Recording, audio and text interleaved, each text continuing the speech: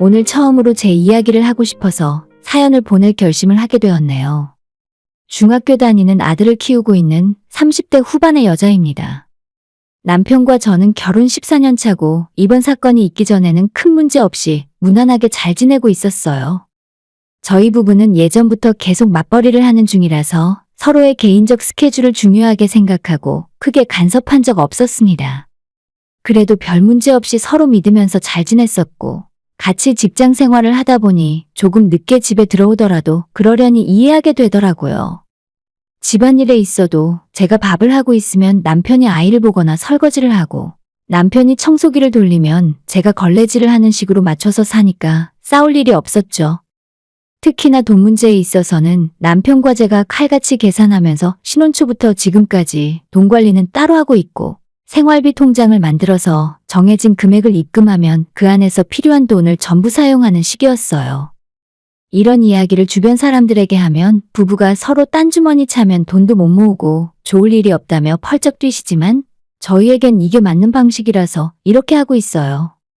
그래도 별 문제 없이 돈 잘 모으면서 살았고 결혼하고 6년 뒤에는 남편과 제가 모은 돈으로 아파트 분양도 받았고 지금까지 대출 다 갚고 편하게 지내고 있습니다.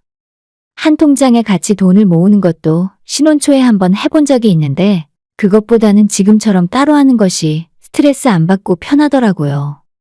그리고 시부모님 챙기는 것은 기본적으로 남편의 일이고 혼자 살고 계신 친정엄마를 챙기는 건 반대로 제 몫의 일이었습니다. 서로 상대방 부모를 대신해서 챙기라고 강요한 적 없었어요. 10년 넘게 이런 식으로 살다 보니 서로에게 크게 바라는 것도 없고 인간관계 때문에 실망하고 감정 상하는 일도 없어서 좋았습니다. 친정아빠가 하필이면 저희 결혼하고 얼마 안 지나서 암 진단을 받으셨고 손자 태어나기 불과 2달 남겨둔 상황에서 먼저 세상을 떠나셨어요. 제가 외동딸이기 때문에 항상 세 식구가 같이 살았는데 제가 시집 오면서 집을 나와 살게 되었고 그 뒤로 얼마 지나지 않아서 아빠까지 돌아가셨으니 친정엄마는 졸지에 혼자 남아 외롭게 집을 지키며 사셨습니다. 엄마가 정말 많이 힘들어하셨고 제가 많이 신경 쓴다고 썼지만 아빠의 빈자리를 완벽하게 메울 수는 없더라고요. 아빠가 돌아가셨을 때 남겨놓은 재산이 조금은 있어서 당장 엄마의 생활이 어려워지진 않았지만 평생을 전업주부로 사셨기 때문에 앞으로의 생활비를 생각하면 조금 걱정이 되는 건 사실이었습니다. 엄마 연세에 직장생활 경험도 없는데 당장 나가서 일을 하시기에도 만만한 상황이 아니었죠. 이런 형편에서 각자 따로 돈 관리를 했던 우리 부부의 상황이 나쁘지 않았어요. 만약 남편이랑 제가 돈을 합쳐서 관리를 했었다면 종종 엄마한테 용돈 보내주고 가끔 한번 병원비 보내줄 때마다 제가 남편의 눈치를 보면서 미안해했을 것 같습니다. 하지만 생활비를 제외한 나머지 돈에 대해서는 어디에 어떻게 쓰던지 묻지 않았기 때문에 속 편하게 친정엄마를 도와줄 수 있어서 그건 참 좋더라고요. 처음에 결혼할 때도 저는 양가 부모님에게 손 벌리는 것 자체가 싫었고 남편이랑 제가 결혼 전까지 모아둔 돈이 얼추 비슷했기 때문에 그 돈으로 신혼집 구하고 혼수는 꼭 필요한 것만 카드로 구입해서 결혼하고 같이 갚아버렸습니다.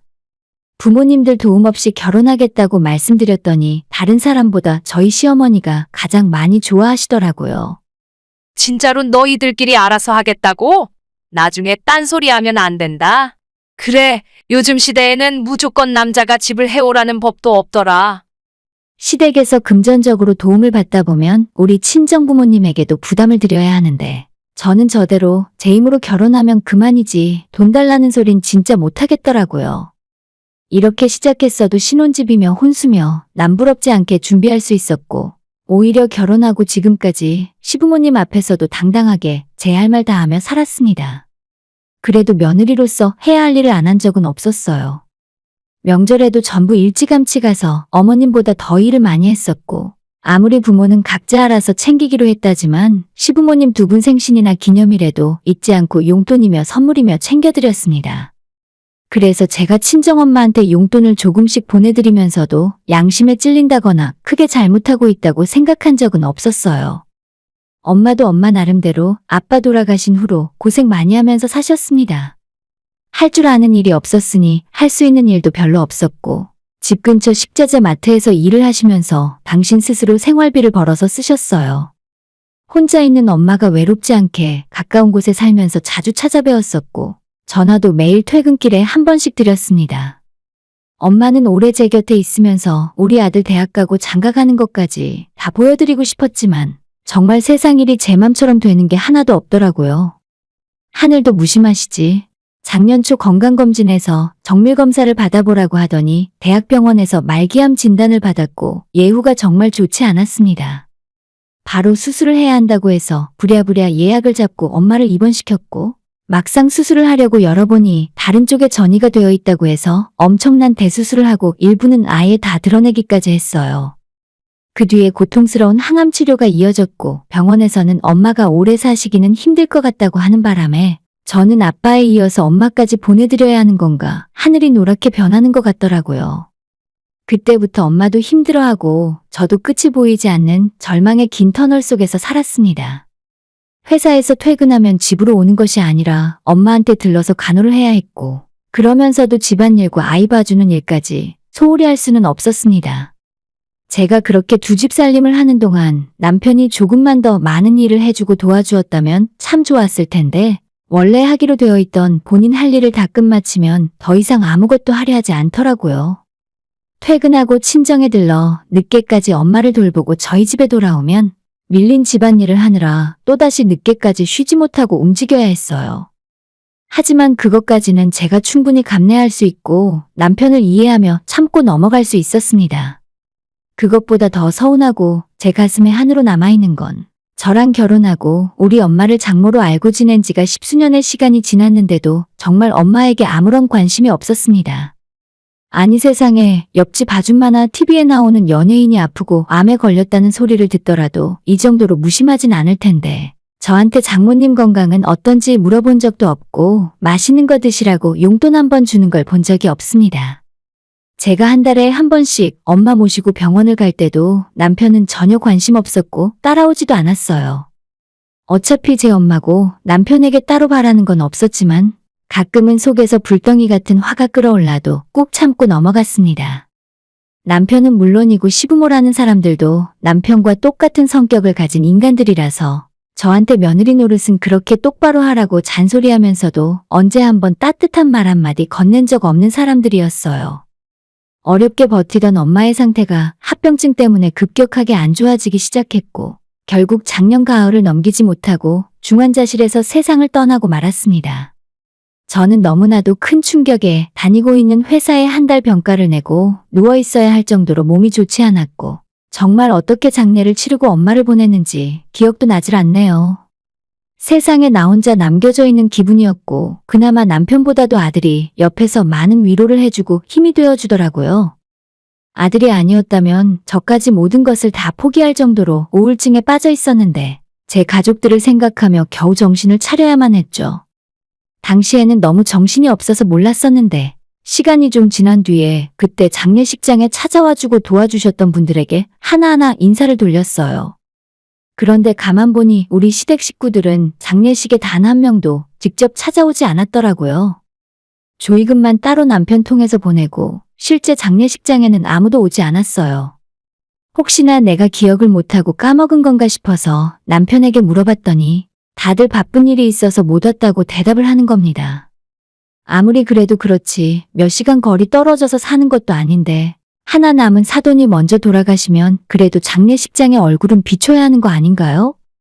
기가 막히고 코가 막힐 노릇이었지만 시부모들이나 하나 있는 신우조차도 전혀 도움 안 되는 인간들이라서 차라리 안 온 것이 날 도와준 거라고 생각하고 말았습니다. 다만 이번에는 저도 기분이 단단히 상했기 때문에 앞으로는 시댁에 찾아가서 착한 며느리 노릇하며 호구짓 하지 말아야겠다고 다짐을 했어요. 엄마 돌아가시고 나서는 가슴에 구멍이 뚫린 사람처럼 횡하고 세상의 모든 일들에 의욕이 없었지만 그래도 저는 한 아이의 엄마였기 때문에 마냥 슬퍼하고 있을 수만은 없었어요. 엄마가 혼자 살던 집에서 짐을 정리하고 어떻게 처분을 해야 할까 고민하다가 바로 팔아버리긴 그렇고 전세를 놓기로 했는데 도저히 엄마의 물건을 제 손으로 버릴 수가 없겠더라고요. 그래서 조금만 더 미뤘다가 해야지 하면서 지금까지도 정리 못하고 아직 엄마 물건이 그대로 있는 빈집으로 남아 있습니다. 제가 엄마가 너무 보고 싶을 때마다 그 집에 가서 안방 침대에도 걸터 앉아 있었고, 냉장고나 찬장을 열면 아직 엄마가 먹던 커피나 반찬들이 그대로 보관되어 있기 때문에 마음의 위안이 되는 것 같고 편안해지는 기분이 들더라고요. 엄마가 살고 있던 아파트 외에 다른 재산은 크게 남기고 가신 건 없었어요. 은행에 예금이 좀 있었고 엄마가 이런저런 보험들을 참 많이 들어놨더라고요. 암보험도 그 전에 들어놨었기 때문에 진단비와 수술비 등으로 큰 도움 받았던 기억이 있었는데 생명보험까지 제 앞으로 들어놓으신 줄은 몰랐습니다.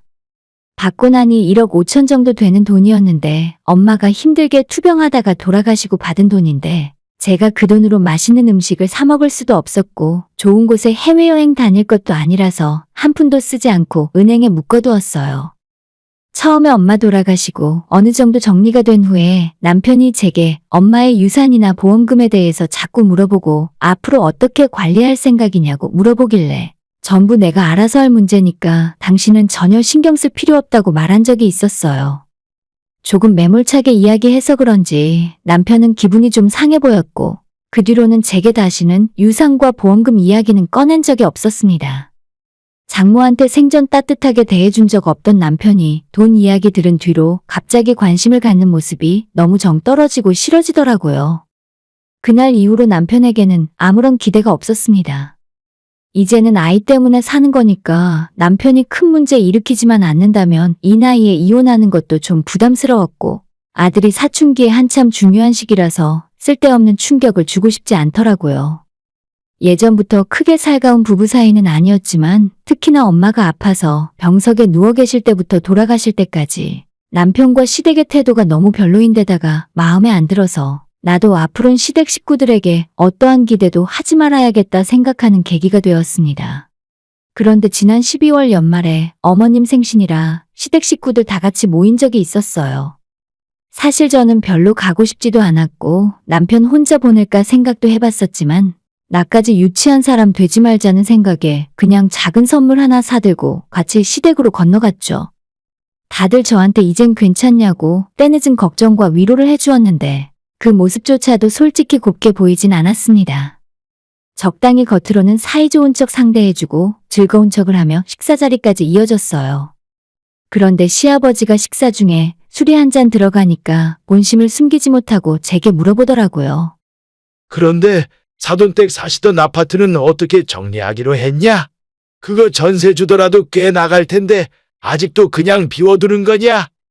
속으로 올 것이 왔다는 생각이었고 저는 그 집에 엄마 유품들도 그대로 있고 아직은 다른 사람 손타게 하고 싶지 않아서 그냥 그대로 있다고 대답했더니 이번에는 옆에 있는 시모가 깜짝 놀라면서 빨리 정리하고 세를 주던지 팔아버리라 하는 겁니다. 너가 그러고 있으면 돌아가신 분도 편하게 못 가신다. 빨리 훌훌 털어내고 그 집은 정리하고 세를 주던지 해야지. 대체 왜 우리 엄마가 살아계실 때보다 돌아가신 이후로 그렇게 관심들이 많으신지 제가 때 되면 알아서 하겠다고 대답을 해도 시부모는 다들 저를 답답해 하더라고요. 저는 그 이후 기분이 좀 안 좋아져서 입을 다물고 가만히 있었는데 이제는 남편까지 합세해서 그 동네 아파트 시세가 얼마쯤인지 전세를 놓으면 3억을 받을 수 있네 어쩌네 하면서 한바탕 토론이 벌어졌습니다. 내가 그 집을 팔아먹던 볶아먹던 자기들 앞으로 10,000원짜리 한 장 떨어질 일도 없을 텐데 뭐가 저렇게도 관심들이 많으신지 이해할 수 없었어요. 그러거나 말거나 대꾸도 안 하고 밥이나 먹고 있었고 식사 분위기가 어느 정도 마무리되고 나서 시어머니한테 준비한 선물을 건네주었습니다. 남편은 용돈 봉투를 준비하고 저는 백화점에서 어머님이 쓰는 기초 화장품 세트를 선물했는데 용돈과 선물이 모두 성에 차지 않았던지 가만히 있던 저한테 화살이 돌아오더라고요. 아이고, 니들 나이가 몇인데 이게 뭐니? 짜다 짜. 자린고비가 따로 없네. 너는 이번에 돈도 많이 벌었으면서 손이 이렇게 작아서 어디다 쓸래? 저는 어머님이 무슨 소리를 하는 건지 몰라서 어리둥절하더라고요. 돈이요? 저희 이번 연말에 보너스도 못 받았는데요? 그러자 시어머니가 답답하다는 듯 저한테 손가락 삿대질을 하며 우리 중에서 가장 횡재한 사람이 너잖아. 하늘에서 아파트 한 채가 뚝 떨어지질 않나? 보험금으로 얼마? 1억 5천? 내가 꽁돈 1억 5천이 생겼으면 최소한 명품 가방 하나씩은 사서 돌렸겠다. 가만히 하는 말을 듣고 있자니 우리 엄마 생명보험금을 꽁돈이라 하고 있더라고요. 시모는 어차피 말이 나왔으니 하는 말이라면서 너희 엄마 돌아가시고 나서 언제까지 그렇게 질질 짜고 슬퍼만 하고 있을 거냐고 집도 이참에 빨리 팔아버리고 더 넓은 집으로 이사 가라고 하시는 겁니다. 집이며 돈이며 어차피 산 사람은 살아야지. 아끼고 있다가는 똥 되는 거야. 니들도 40평대 넓은 집으로 이사 가고 우리도 이참에 며느리 덕 좀 보자. 너가 5천만 원만 해주면 우리도 새 집으로 이사 갈 수 있어. 시어머니의 말에 남편과 신우까지 맞장구를 치며 좋은 생각이라 하더라고요. 저는 너무 화가 나서 얼굴이 확 달아오르는 것이 느껴졌어요. 다른 사람들은 그렇다 치고 남편이라는 놈까지 분위기 파악 못하고 박수까지 치면서 당장 부동산에 가보자고 하는데 이런 개떡 같은 분위기 속에 오직 중학생인 제 아들 하나만 자기 할머니한테 말씀 너무 심하게 하시는 것 같다고 한마디 하더라고요. 너는 조그만 게 뭘 안다고 그래? 어른들 말씀하시는데 빠져 있어. 신우가 제 아들한테 핀잔을 주고 저는 대체 이런 상황에서 누가 어른이고 누가 애인지 모르겠더라고요. 아무 말도 못하고 벙쪄 있다가 제 아들이 신우한테 한 소리 듣는 모습을 보고 그제서야 정신이 번쩍 들더라고요. 우리 애가 틀린 말 한 것도 아니잖아요. 어른이 어른답게 굴어야 어른이지. 다들 애 앞에서 부끄럽지도 않으세요? 제가 화가 나서 목소리를 높였더니 시부모 얼굴이 확 구겨지면서 인상을 쓰고 있고 남편이라는 놈은 시어머니가 아파트 사자는 소리를 할 때는 좋다고 박수치고 있더니 제가 정색하고 화를 내니까 농담한 걸 가지고 왜 그러냐며 저를 이상한 사람 취급하더라고요. 시부모한테 쌍욕을 한번 퍼부어줄까 고민하다가 남편 하는 말을 듣고 오냐 잘 걸렸다 싶어서 남편에게 대신 쌍욕을 쏟아내 주었습니다. 야, 이 등신 같은 놈아. 너가 네 마누라 못 지키고 너네 장모 욕보이는 소리를 해도 처웃고 있으니까 니네 식구들이 나랑 우리 아들 알기를 우습게 아는 거야. 새 아파트 좋아하시네. 앞으로 나한테서 1,000원짜리 한 장 얻어갈 수 없을 줄 알아. 시부모들이라는 식으로 그렇게 이야기하고 저는 아들 손잡고 시댁을 빠져나왔어요. 뒤에서 저한테 뭐라 하는 소리가 들렸지만 뒤도 안 돌아보고 먹던 밥숟갈 집어던진 채 시댁에서 나와버렸죠. 마음 같아서는 먹던 밥상을 다 뒤집어 엎어버리고 싶었는데 어차피 이젠 남편과 미련 없이 갈라서겠다는 생각이라 그 집에 더 있고 싶지도 않더라고요. 주차장까지 따라 나와서 저를 붙잡는 남편에게 이젠 진짜 못 살겠다고 이야기해버렸습니다. 나 너랑도 못 살겠고 너희 가족들도 그만 보고 살래. 당신이 입장 바꿔서 생각해봐. 우리 엄마 보험금으로 집 사달라는 말을 내가 어떻게 받아들여야 하니? 남편도 그때는 아무런 할 말이 없었는지 입을 꾹 다물고 고개만 숙이고 있더라고요. 저는 이젠 결혼 생활에 아무런 미련도 없었고 아이도 제 능력으로 충분히 키우면서 살 수 있었어요. 남편을 혼자 남겨두고 아들이랑 집으로 돌아왔습니다. 차 안에서 운전을 하며 아무런 말을 안 하고 있었더니 아들이 제게 먼저 말을 건네더라고요. 엄마, 아빠랑 이혼할 거야? 아들이 하는 말에 제가 뭐라고 대답을 해야 좋을지 몰라서 가만히 있었더니 엄마 힘들면 그냥 이혼해도 돼. 근데 난 엄마랑 같이 살고 싶어. 하는 말을 들으면서 저는 제가 틀린 것이 아니라는 안도감이 들더라고요. 아들 덕분에 그날 바로 이혼 결심을 할 수 있었고 남편과 같이 살던 집을 부동산에 처분하고 아들과 저는 엄마가 살던 아파트에 들어와서 살고 있습니다. 남편이랑 제가 돈 관리도 따로 하고 있어서 재산 분할할 것도 별로 없었는데 살고 있던 아파트만 팔아서 반씩 나누고 아들이 대학 들어갈 때까지 매달 50만 원씩 남편에게 받는 걸로 합의했어요.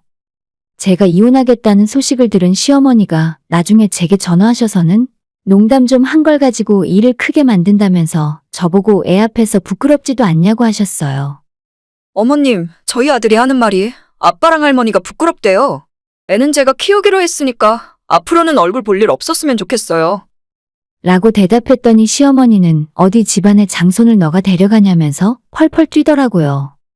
시모가 뭐라고 하건 말건 당장 아들이 저랑 같이 살겠다는데 다른 사람 의견이 뭐가 중요하겠습니까?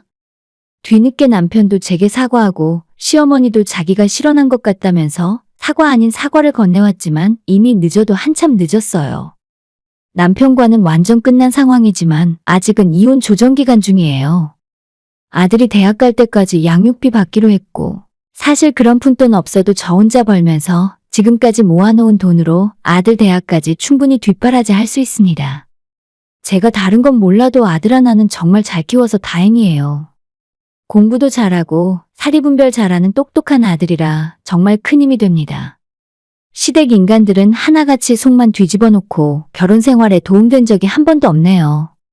뒤늦게 며느리에 이어서 손자까지 잃게 생겼으니 자존심 굽히고 미안하다며 제게 사과하는데 다 끝난 마당에 그게 무슨 추태입니까?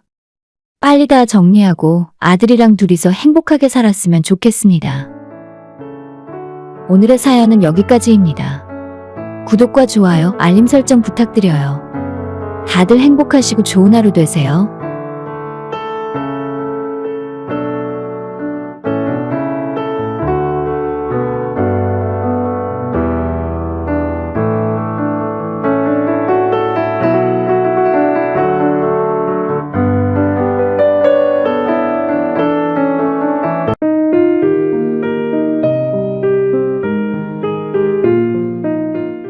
저는 재작년 가을 결혼했고 이제 1년 반 정도 결혼 생활을 해오고 있었습니다.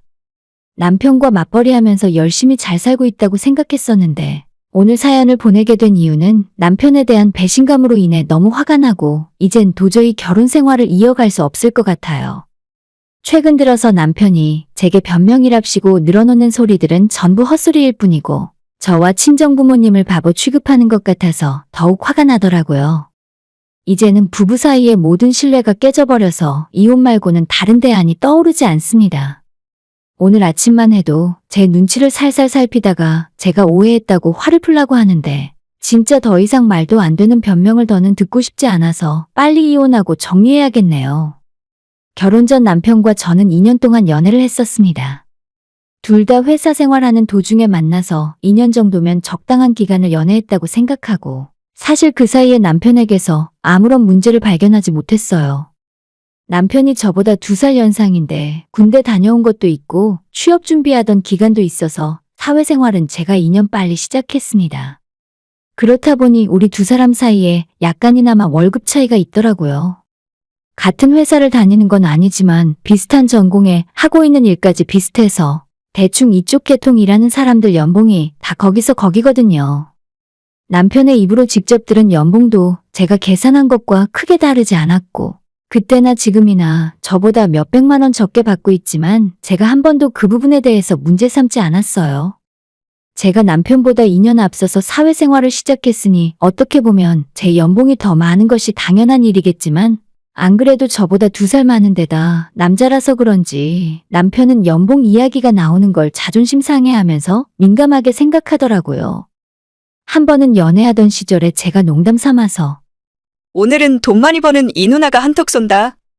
라고 했다가 남편이 그날 하루 종일 엄청나게 기분 나빠하는 바람에 제가 사과했던 기억도 있네요. 그래서 그 뒤로부터는 서로 얼마나 버는지 의식적으로 이야기하지 않게 되었습니다. 남편이 능력이 부족하다고 생각해 본 적은 정말 단 한 번도 없습니다.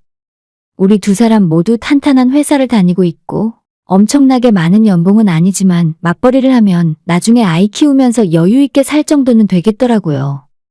결혼할 때도 혼수나 다른 쓸데없는 곳에 돈을 쓰는 것보다 우리 두 사람 모아둔 돈을 다 합친 이후에 시댁의 도움을 받아서 신혼집을 사서 시작했어요. 혼수는 저희 친정에서 맞춰주셨고 남들보다 좋은 조건에서 시작할 수 있었기 때문에 앞으로 돈 많이 벌고 아이 낳아서 행복하게 사는 일만 남았다고 생각했죠. 저는 예전부터 재테크로 돈 모으는 것을 좋아했고 부동산 주식 등에 관심이 아주 많습니다. 남편은 반대로 일만 할 줄 아는 일개미였고 월급 들어오면 적금 붓는 거 외에는 아무런 투자를 하지 않고 있더라고요. 그러다 보니 자연스럽게 부부의 돈 관리는 제가 맡아서 하게 되었고 남편은 월급이 들어오면 본인 한 달 용돈을 제외하고는 나머지를 전부 제 통장으로 이체시켜 주었어요. 결혼하기 전부터 돈 관리를 제가 한다는 것에 대해 단 한 번의 말다툼도 없었고 남편은 제가 하자는 대로 경제권을 전부 넘겨주더라고요. 그 부분이 너무 고마워서 저도 남편 용돈을 한 달에 50만 원씩 주고 급한 일이 있을 때 비상금으로 쓸 수 있는 신용카드도 한 장 만들어서 남편 지갑에 넣어주었죠. 저는 결혼 전부터 한 달에 용돈 20만 원으로 살았기 때문에 지금까지도 똑같이 20만 원으로 살고 있습니다. 제가 알뜰해서 그런 게 아니라 정말 꼭 필요한 물건을 사고 나면 돈 쓸 일이 없더라고요. 지금 사는 아파트가 25평인데 제 계획으로 이렇게 돈을 모으면 4년 5년 후에는 30평대로 이사 갈 수도 있겠다는 생각이었습니다. 남편이 저랑 직급은 똑같지만 월급은 60만 원에서 80만 원 정도 적은 편이었어요. 호봉이 적어서 그런 건지 정확한 이유는 알 수 없었지만 제가 생각하는 것보다 조금 더 적긴 하더라고요. 하지만 남편한테 대놓고 물어보면 자존심 상해할 것 같아서 지금까지 단 한 번도 남편에게 월급으로 눈치 준 적은 없었습니다. 오히려 남편이 밖에 나가서 기죽고 다니지 말라고 용돈도 넉넉하게 주었고 남편이 친구들 만나러 간다고 하면 제가 준 카드로 술값 계산을 하고 오라고 합니다. 그러다 보니 남편은 평균적으로 본인 용돈 50만 원과 카드로 매달 30만 원 정도를 사용했고 저는 태생이 집순이에다 친구도 많이 없어서 20만 원도 남을 때가 많았죠. 오히려 저는 통장 잔고 늘어나고 적금 하나 더 들고 주식이나 펀드를 하나 더 살 때가 훨씬 기분이 좋고 마음의 안정이 찾아왔습니다. 결혼 전에 혼자 월급으로 모을 때보다 둘이서 합쳐서 모으니까 훨씬 더 많이 모을 수 있었고 이러다가 금방 집 사고 부자 될 것만 같은 행복한 상상도 자주 하곤 했었어요. 하지만 얼마 전 이런 사소한 제 행복을 산산조각 내버리는 일이 일어났습니다. 제게는 너무나도 큰 배신감이 들었고 남편은 물론이고 시부모님과 그 누구도 이젠 믿지 않게 되었습니다. 남편은 매달 20일 전후로 월급날이었는데 월급을 받으면 본인 용돈 50만 원을 빼고 나머지를 제 통장에 바로 이체시킵니다. 저는 그런 남편을 한 번도 의심해 본 적 없었기 때문에 남편에게 월급 명세서를 보자고 한 적도 없었고 매달 들어오는 월급이던 가끔 한 번씩 들어오는 보너스건 남편이 제 통장에 입금해주면 고지고대로 믿어버렸죠. 심지어는 남편이 보너스를 받았다고 하면 그 돈에서 다시 얼마를 떼어서 남편 통장에 넣어주기까지 했었습니다. 그런데 문제는 제가 지난달 말에 대학 동창들과 송년회를 하기 위해 만나면서 시작되었어요. 대학 다닐 때 친구들이 많은 건 아니라서 보통 그런 모임이 있어도 잘 나가지 않았는데 저랑 정말 친하게 지낸 단짝 같은 친구가 있어서 꼭 같이 나가자며 저를 끌고 가더라고요. 그 자리에서 오랜만에 많은 사람들을 만났고 남편과 같은 회사를 다니고 있는 동창들과도 인사를 하게 되었어요. 그 중에 한 사람은 대학 다닐 때는 얼굴도 모르고 이름도 모르고 지냈었는데 남편과 같은 회사에 같은 직급이라 서로 이야기할 것이 참 많았습니다. 이런저런 이야기를 하다가 남편에 대한 이야기까지 나오게 되었고 본인 회사의 복지나 연봉고과에 대해서도 한참 대화를 나눴었는데 뭔가 좀 이상한 점이 있더라고요. 남편이 작년에 진급해서 이제 대리를 달았는데 연차가 저랑 2년 차이가 난다고 치더라도 연봉은 거의 1,000만 원 가까이 차이가 났었습니다. 하지만 그 자리에서 만난 동창 말에 따르면 남편 회사의 대리 초임 연봉이 지금 제가 받는 돈과 크게 차이가 없더라고요. 하도 이상하다는 생각이 들어서 직급이 같더라도 부서마다 연봉에 차이가 있는 거 아니야? 라고 물어봤는데 전혀 그렇지 않다는 대답이 돌아왔습니다. 진급을 빠르게 할 수 있는 부서와 아닌 곳이 차이는 있지만 일단 같은 직급에 같은 연차면 연봉이 대략 비슷하다고 하더라고요. 오히려 동창이 제게 하는 말이 남편분이 개발팀에 있지? 저번 연말에 상여금으로만 한 2천만 원씩은 받았을 텐데. 라고 하는데 그것 또한 저는 처음 들어보는 소리였습니다. 남편이 제게 이야기했던 연봉은 5천만 원 정도였고 연말에 보너스로 기본급의 100%가 나왔다면서 200만 원 정도 제게 준 것이 전부였습니다. 하지만 그날 동창 말에 따르면 남편 실제 연봉은 6천이 훌쩍 넘고 지난 연말에 연봉과는 별도의 상여금으로 2천만 원을 한꺼번에 받았다는 거예요. 대체 누가 거짓말을 하고 있는지는 모르겠지만 차마 그 자리에서 당황하는 기색을 보일 수는 없었기 때문에 우리는 돈 관리를 각자 하고 있어서 그렇게까지 자세한 건 모른다고 거짓말을 할 수밖에 없었습니다. 그 이후로 동창 모임에 더 앉아있기가 힘들어서 몸이 좋지 않다는 핑계를 대고 빠르게 일어나서 집에 돌아왔습니다.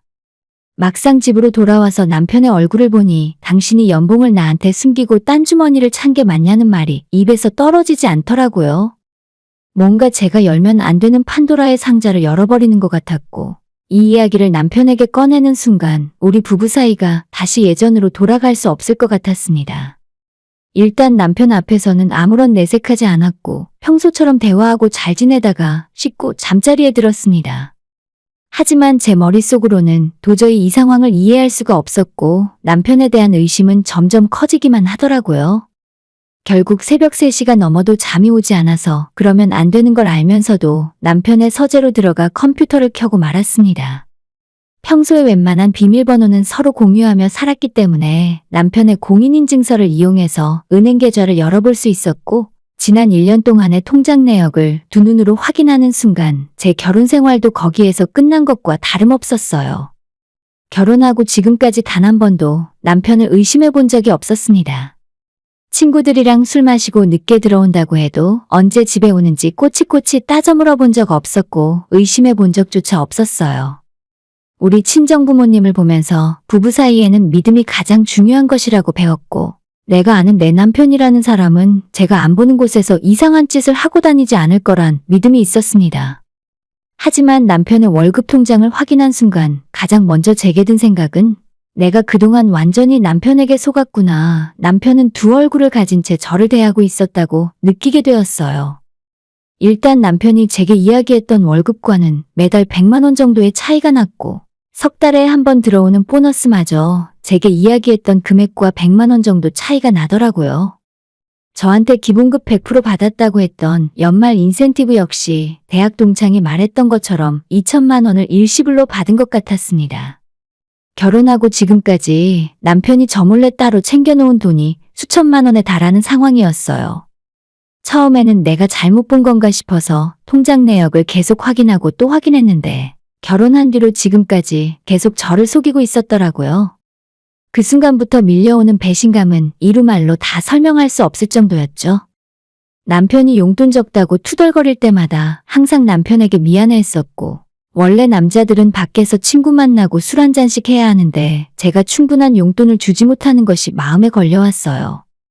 그래서 제가 남편에게 쓰라고 카드를 줬을 때도 사용 내역을 일일이 확인하지 않았고 잔소리 한 적도 없었습니다. 남편은 치밀하고 통장을 2개로 나눠서 관리했고 저한테 월급이랍시고 보내준 뒤에 남는 돈은 따로 만든 통장으로 이체를 하고 있더라고요. 비상금 통장은 핸드폰으로만 관리를 하고 있는 건지 컴퓨터로는 통장 내역을 볼 방법이 없어서 그것까지 확인하진 못했습니다. 혹시라도 남편이 나중에 말을 바꾸고 발뺌을 할까봐 모든 내역들을 전부 저장해두고 자고 있는 남편을 깨워서 이게 어떻게든 영문인지 물어봤어요. 처음에는 왜 자기 계좌를 마음대로 열어보냐고 펄펄 뛰고 화를 내던 남편이었는데 대충 상황 파악이 끝나자 그 뒤로부터는 저한테 변명을 하기 시작하더라고요. 자기가 일부러 쓰려고 한 건 아니고 시부모님에게 용돈 드린 것이 전부라고 하는 겁니다. 이게 진짜 어처구니가 없는 변명인 게 아직 시아버님이 일을 하고 계시고 아버님 벌이가 저희보다 더 많아요. 2분 살고 계신 집도 대출 하나 없이 자가로 살고 계시고 매달 월세 나오는 오피스텔 한 채와 상가도 한 채 있는 걸로 아는데 전혀 시부모님 생활에 어려움이 없습니다. 안 그래도 남편이랑 결혼하고 나서 양가 부모님 용돈을 어떻게 해야 하나 대화를 한 적이 있었는데 저희 친정부모님도 용돈 필요 없다고 하셨고 시부모님께서도 용돈 필요 없으니 너희들끼리 잘 먹고 잘 살라고 말씀하셨어요. 게다가 결혼 준비하면서 친정보다는 시댁에서 더 많은 도움을 받았기 때문에 남편이 언제든지 시댁에 용돈을 드리자고 하면 저는 당연한 마음으로 보내드렸을 겁니다. 남편에게 내가 그럼 당신이 하는 말을 다 믿을 테니까 따로 관리하는 비상금 통장 내역을 전부 뽑아서 보여달라고 했더니 그것만큼은 목에 칼이 들어와도 안 된다 하더라고요. 그 이유가 뭔지 캥기는 게 없으면 보여달라고 했는데도 끝까지 그건 못한답니다. 그냥 우리 엄마 아빠 용돈 좀 챙겨드리고 내 친구들하고 노는 데다 좀 썼어. 너는 왜 그렇게 내가 하는 말을 못 믿냐? 제가 매달 남편에게 주는 용돈과 카드까지 합치면 70만 원, 80만 원 정도를 쓰고 있었으면서 뭐가 그렇게 돈이 부족해서 따로 100만 원씩 딴 주머니를 챙겼을까요? 절대 보여줄 수 없다고 펄쩍 뛰는 남편을 보면서 제 입장에서는 안 좋은 상상이 가장 먼저 드는 것은 당연한 일이었습니다. 당신 이상한 술집 다닌 거 아니야? 여자 나오고 뭐 그런 곳 갔어? 이라고 물어볼 수밖에 없었는데 남편은 또 절대 아니라면서 그런 의심받는 것이 더 기분 나쁘다 하더라고요. 30이 넘은 남자가 언제 어디에서 무슨 일이 생길지 모르는데 비상금 통장 하나 정도는 다들 갖고 있는 거라면서 제발 그만 좀 하라고 저한테 소리를 버럭 질렀어요. 만약 연애할 때라면 저런 행동을 이해라도 할 수 있을 텐데 우리는 결혼하고 모든 것을 함께 공유하는 부부 아닙니까? 남편이 아내 몰래 급하게 쓸 돈이 대체 왜 필요한 거죠? 이런 식으로 딴 주머니를 찰 생각이었다면 애초에 저한테 돈 관리를 맡기지나 말지. 정말 너무 크게 남편에게 실망했고 배신감마저 느껴졌어요. 그동안 제가 남편보다 돈을 더 많이 벌고 있다고 생각했고 그렇더라도 기죽이는 소리 하지 않으려고 용돈도 넉넉하게 주고 제 나름대로는 노력하고 있다 생각했었는데 전부 바보 같은 짓이었죠. 어쩐지 야근도 자주 하고 남편이 다니는 회사 규모도 제가 다니는 회사보다 큰데 왜 월급이 저보다 작은 건지 그게 좀 의문이긴 했어요. 그렇다고 해서 대놓고 남편에게 당신 월급이 왜 이것밖에 안 돼? 라고 물어보면 기분 나빠하고 스트레스 받을 게 뻔한 일이라서 별말 안 하고 참고 있었죠. 근데 이런 식으로 제 뒤통수를 치고 있을 줄은 꿈에도 몰랐습니다. 저는 우리가 부부 사이의 신뢰가 다 깨졌으니까 당장 이혼하겠다고 이야기를 했고 남편은 무슨 이런 이유로 이혼하냐고 자기가 바람 피운 것도 아니고 술 먹고 주먹을 휘두른 것도 아닌데 대체 무슨 이유로 이혼하냐며 펄펄 뛰더라고요. 내 친구들은 나보다 비상금을 훨씬 많이 갖고 있는데 나는 진짜 얼마 없는 편이라니까? 다른 애들은 비상금 걸려도 와이프가 크게 잔소리 안 한다더라. 왜 너만 돈독이 올라서 이렇게 난리를 치는데? 옛말에 끼리끼리 노는 거라더니 남편 친구들 역시도 전부 딴 주머니 하나씩은 차고 노는구나 싶었습니다. 이번 한번 제가 눈 감고 넘어간다고 해서 오늘부터 당장 바른 생활하는 착한 남편이 될 수 있을까요? 만나서 술값으로 수백만 원씩 쓰면서 노는 친구들이 있는데 남편은 앞으로 제가 정한 용돈으로만 만족하며 살 수 있겠습니까? 게다가 지난 1년 동안 술 마시고 어디서 뭘 하고 다녔는지 생각만 해도 너무 더럽고 스트레스 받아요. 그냥 이쯤에서 우리는 이혼하는 것이 맞겠다고 이야기했고 신혼집은 부동산에 내놓을 테니까 시부모한테는 남편이 직접 말씀드리라고 했어요. 이혼을 통보한 바로 그 다음날 이번에는 시어머니에게서 전화가 오더라고요. 전부 내가 아들을 잘못 키운 내 잘못이다. 내가 돈이 좀 필요해서 아들한테 돈 빌려달라고 한 거야. 그 돈 전부 이자까지 쳐서 갚아줄 테니까 너도 이쯤에서 화 풀고 좋게 지내라. 누가 봐도 자식의 허물을 감춰주기 위해서 거짓말을 하고 있는 거잖아요. 어머님의 말씀을 당연히 믿을 수 없었고 저는 무조건 남편 통장 내역을 전부 확인해야 직성이 풀리겠다고 말씀드렸습니다. 내가 그런 것까지는 잘 모르겠고 내 얼굴 봐서라도 한번 눈 감아주면 안 될까? 어머님이 그렇게까지 말씀을 하시니까 저는 더욱더 남편을 의심하게 되었고 내가 잘 알지 못하는 더 큰 문제가 있을지도 모른다는 생각까지 들었어요. 그냥 여기서 헤어지는 것이 맞다고 확신이 들었고 어머님에게도 이젠 이혼 말고 다른 방법은 없으니까 저를 설득하려고 하지 말아달라고 부탁했습니다. 며칠 지나면 제 화도 풀리고 슬쩍 뭉개고 넘어갈 수 있을 거라 생각했던 남편은 이제서야 불똥이 떨어졌는지 저한테 잘못했다고 싹싹 빌기 시작하더라고요. 앞으로는 용돈도 전부 반납하고 월급 통장 자체를 저한테 주겠다고 했지만 이미 돈이 중요한 것이 아니라 남편을 믿고 살 수 없어졌습니다. 우리 앞으로 서로 감시하고 의심하면서 피곤하게 살지 말자. 당신은 당신 월급 마음껏 쓰고 나는 나대로 열심히 살게. 그게 행복하게 살 수 있는 방법인 것 같아.